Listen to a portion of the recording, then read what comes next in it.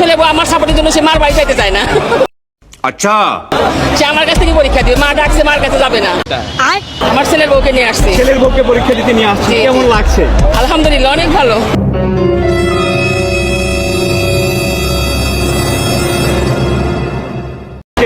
আমার ছেলে, আমার মেয়ে নাই, আমার এগুলাই হচ্ছে মেয়ে। আমার 3টা ছেলে শুধু। না, আমার শাশুড়ি হ্যাঁ আমার নিজের মায়ের মতনই আমাকে অনেক আদর যত্ন করে। এ কোনো সাধারণ মেয়ে নয়লা, এ হলো কেরণ মালা। কোনো গাজীপুর এই যে আপনি ছেলে বউকে নিয়ে আসছেন পরীক্ষা দিয়ে এটা হচ্ছে কেমন লাগছে আপনার নিজের কাছে একটু বলুন।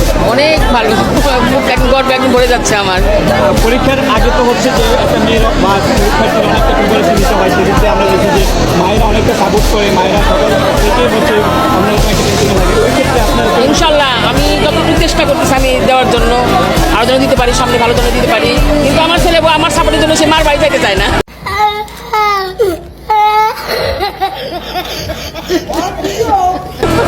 সে আমার কাছ থেকে পরীক্ষা দিবে, মা ডাকছে মার কাছে যাবে না। এখন কি আপনি কি মনে করছেন, আপনার ছেলে বউ পেয়েছেন একটা মেয়ে পেয়েছেন?